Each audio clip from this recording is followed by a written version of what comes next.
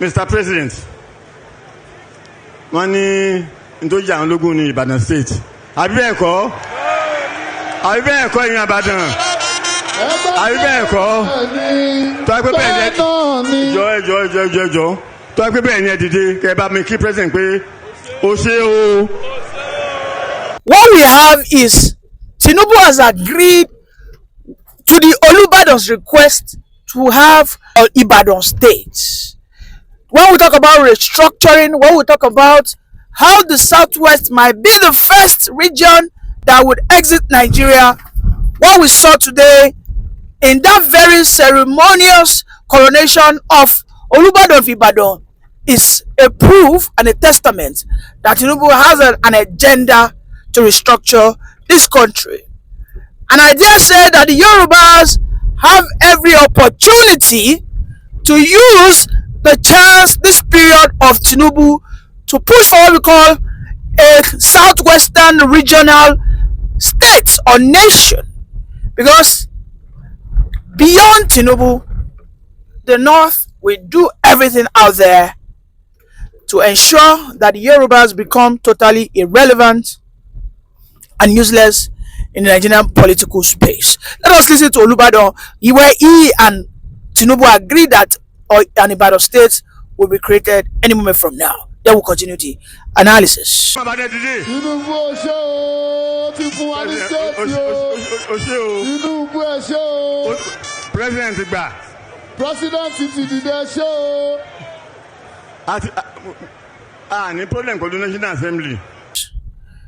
Okay, welcome back. There you have it. Olubadan demanding openly that what we need is not whether the economy is bouncing back. What we need is a state created for we the people of Ibadan. And then the Olubadan even went further to nudge the president that should you leave the presidency seat, what would be the fate of the Yorubas? So we all know what this means.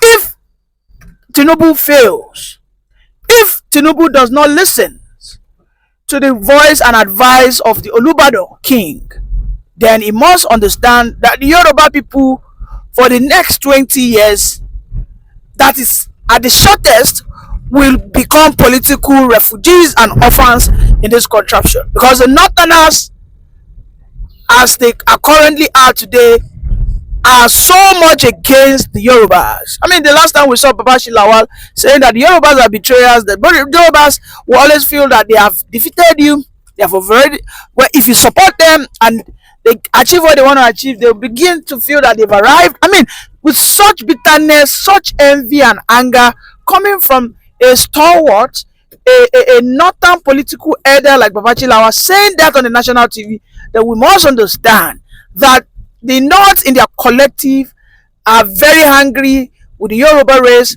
with the Yoruba people, and this is why we say again that if the Yoruba fail at achieving the regional government, if Tinubu fails to push for regional government, because the Yoruba nation's agitators, I haven't seen them cause crisis recently, I haven't seen them, push for things that they have been yearning for many years. Sunday Igboho all of a sudden is quiet. I mean, we know that Sunday Igboho happens to be one of the arrowhead of the Yoruba nation agitators. He has remained silent. In fact, the last time we heard from Sunday Igboho, he was saying that when Tinubu is there, let us allow him, let him enjoy peace. Perhaps he'll be able to, if they make that mistake and allow Tinubu to continue the one Nigerian system, I'm sorry, beyond 2031, if Tinubu wins 2027, the Yorubas will literally become political refugees in this country. Now, let's go back to the issue of restructuring. Why is Olubadan demanding for a state created for the Ibadan people? It is because historically, Ibadan wasn't just a mere city. It was a very powerful one and a very large one indeed. And this is why we have always said that if Nigeria becomes properly structured into regions, a region would decide to cut out as much state as they wish. And each state will have its own mayor, or should I say its own state governor. Today, as it currently is, the Yorubas are not homogeneous, they are heterogeneous. The language of the Ekiti is not that similar to the language of the Oyo people. When you listen to the language of the Aworis, you will be some kind of confused. If you listen to the language of the Ilajes, who are domiciled along the coastal lines right there from Badagry, Ogun State down to Ondo State, their language is way wide apart from Yorubas. But these people are, according to their ethnicity, they are labeled Yoruba. So when we go into regional system, we will have that internal conversation amongst ourselves in our region, and then we say, okay, let us make from 6 states, let us make it 10 states. All right? Because creating Oyo State alone, and Tinubu will not talk about Anioma State, for me, I think that is another injustice. But again, those who are no mere concerns, their kings, their traditional leaders must come out and speak up. That's it. They must come out and speak up. Because this statement of Olubadan, I know it will trigger so many people, most especially in the north. It will trigger them. It will trigger them because they will start saying that, well, if Southwest can become 7 states, then perhaps the Northeast can also become 8 states or 7 states. I know, because I know when we had the just concluded constitutional amendment, the only thing the Northerners were demanding for was more states. Nothing more, nothing less. That was the only thing they were demanding for. They said they were against state police. They didn't even ask for state police. They didn't ask for resource control. They didn't ask for tax, liberation. They didn't ask for anything. What they demanded for basically was more state created. Now, imagine Tinubu gives that. Then everybody will be angry at Tinubu. The only way Nigeria can have peace is Nigeria to be what we call regionalized. Within your region, in the southeast, they will at that point look at themselves and say, well, let us take ourselves from 5 states to 7 states. Maybe we are going to have the state of Olu, or is it Osu? They may have the Anioma state. But the region at the center will be seen as one. So the region, how they govern themselves, will be at their own business, nothing more, nothing less. I cannot overemphasize this. I cannot, because we have no other solution to this conundrum called Nigeria. There is no tangible solution. The one Nigeria thing has been proven to be non-viable since 1966 to 1970s, when we started immediately after the Civil War, started the unitary system. It has been proven that it is a failure. So what Olubadan said, for me, I think is the right thing to say at the right time. Now that we are heading towards another election, and there are possibilities that Tinubu might be defeated, Tinubu must take a look at the advice of the elder, which is the king of Ibadan. What is said is nothing but the truth. Beyond state creation for Ibadan, let us take a look at regional government, because it was when Nigeria was being regionalized that Nigeria had our greatest achievement, our greatest progress as a nation. That was when Nigeria moved forward the most. That was when everything about Nigeria became the best. So the issue that Nigeria, like I said earlier, one northern politician said Nigeria can no longer be regionalized. These are the lies they sell. These are the lies, the rhetorics they sell, because they know that regionalism is smelling in the corridors of power. They know that the likes of Bajabiamila, Dele Alake, They know the likes of what's it called, the Minister of Works, David Umahi. These people will not speak against regionalism. In fact, for any reason, Akpabio will also not speak against regionalism. If you see any southern politician who comes out and say it openly that we are against regional government, he is a corrupt. When I mean corrupt to the core. Maybe the people like some Wike might reject it because they know that they are corrupt. So they know that when we get regionalized, it is closer to catch them. They will not be able to run to Abuja anymore. They know, because they know that the whole region will be able to, they will be able to speak in one voice. They will be more understandable to each other. They will have that sense of ownership, a sense of belonging. Yes. Oh, you think if in Lagos, I mean in Southwest, Tinubu was the regional premier, and this nonsense is happening in Southwest, all the Yorubas would have galvanized. Oh, the Yorubas would have galvanized. Oh, you think the nonsense that is going on in the north, where in the northerners, instead of them to use money to build schools, build roads, they'll be building Alimajiri schools, they'll be taking them to Hajj, building big mosques worth billions of naira. Or you think if we were in the regional system, the northern boys and girls wouldn't have found every means to tear his head, the regional premier? You see why these people that we call the northern elders, when they are the greatest enemies that we can ever have as a nation, even as a people. I mean, why would you tell us that regionalizing Nigeria is impossible at this era and time? Why would you say such?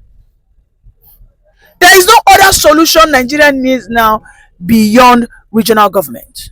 No other solution. In fact, the lasting solution Nigeria must get now is regional government. That is the only thing Nigeria must have. If Nigeria must progress, if Nigeria must push forward, everything must become decentralized. And the regionalism is part of that decentralization. And that's the truth. Olubadan, I am so happy, and may the ancestors of the land continue to bless you. You will not die for us now. You won't. On that throne of your father that you ascended, may you stay there for a very long time before you kick the bucket. And I want to use this moment to also urge all the southern Nigerian traditional rulers, let us speak in this one voice. Let us speak in this manner. Nigeria needs to be regionalized. Nigeria needs to be taken back to its old golden era. And that was in the 50s, when the Emayoparas were doing his magic. Awolowo was doing his magic. Sadana was also doing his magic. Nobody really cared. Nobody really cared. Because within your region, you will be able to feed yourself, secure yourself. That mantra that returning back to region might bring another civil war. Listen, there is no nation in the world that never fought civil war more than once until they finally agreed to work together. China that we have today fought several civil wars. The last civil war they fought, which was in the 1950s, led by Chairman Mao, shortly after the Second World War, in the 1946-7 into 50s. That was the last civil war they fought. Before that time, they have fought so many civil wars under various, the Qi dynasty, so many of the dynasties. Because they too, they had the issues of tribal sentiments, tribal differences. The Han people were feeling superior than to the others. So this idea that no, we don't want another civil war, we don't want this, we don't want that, we don't want them. Oh yeah, let us go and have a dialogue on confirm, on constitution. You guys will say that you don't want it. You guys will say that you don't want to have constitutional change. You guys will say that you don't want to have regional government. You guys will say that you don't want to have resource control. They need to know that we are not here. We are not here to worship and to be inferior to them. They need to know that. They need to know that they are not superior to any other tribe in Nigeria. If you're not joining, please kindly like, subscribe, and share. Bye for now. Mr. President, wọ́n ní nítorí àwọn ológun ní Ibadan State. Àbí bẹ́ẹ̀ kọ́? Àbí bẹ́ẹ̀ kọ́ ìyẹn Ìbàdàn? Àbí bẹ́ẹ̀ kọ́? Tó a pé bẹ́ẹ̀ ni jọ. Tó a pé bẹ́ẹ̀ ni ẹ dìde kẹ́ ẹ bá mi kí president pé o ṣé o. Ẹ̀yin ọmọ Ìbàdàn dìde. Tinubu o ṣé o, ti fún wa ní state o. O ṣé o. Tinubu ẹ ṣé o. President gbà. President ti dìde ṣé o. Ní problem pẹ̀lú National Assembly torí pé káyọ̀ pé àwọn kan náà wọn ò gbà ká lọ ní kìbádà ṣùgbọ́n nígbà tá a ní Ìbàdàn State àwọn kan náà tún sọ pé àwọn náà tún fẹ́ ní Ọ̀yọ́ State so omi ó sọ pé gbogbo ní afẹ́ ká pín Ọ̀yọ́ State sí méjì kò sí ó dá mi lórí pé tá a bá máa wá pé ìpínlẹ̀ kan ṣoṣo ni Bọ́lá Tinubu máa dálẹ̀ Ìbàdàn State ló máa jẹ́. Junk it and move on. Until another fire comes, I face it. So this your antagonism and criticism of Bola Tinubu is personal? It's not personal. I thank God that I didn't make a mistake of being in this government. I thank God that He gave me that opportunity at that time to distance myself from that government. I don't know, because if I were in this government, I probably would have been sacked a long time ago, or probably would have been killed, or I probably would have resigned. Why? Because the way they run the government doesn't gel with me. What makes you feel? I cannot go to a meeting in which 99% of the participants are Yorubas. I lived in Lagos for a long time. The tendency that they finish the meeting in their language and then I'm just sitting down there. I cannot go. Is that what operates? Yeah. They are so predominant in the system. They are so predominant in the system. So you're accusing this government and President Bola Tinubu of nepotism. Let me tell you, when we were doing the campaign, after he went to that Lagos and said that thing that he said about Emeloko. That's Ogun State. Yeah, in Ogun State. There was a Bola Tinubu platform in which were participating. And they started insulting Northerners. Northerners are this, Northerners are this, Northerners are this, they are illiterate. So I wrote on that platform, a WhatsApp group. These are the people whose votes we will need. If you antagonize them, we are finished. Then I wrote that. The problem with Yorubas, and I still repeat it, is that when you support them and they win, they turn around to convert you as if they behave as if they have subdued you, as if they have conquered you. They will not count your support. When I used to say that all the time, even when we sit in his house and we say, no, BD is not like that. I used to say, look, gentlemen, if they are honest, bring them on this television, they will remember. I said, the thing is that we are just doing this because we want Bola Tinubu to be president. We that are not Yorubas will regret it. Because when you go there, they throw us out. They say, no, BD, why are you saying that? It's not true. It's happening now. Is it happening now? Exactly. Worse than that. I didn't expect it to be.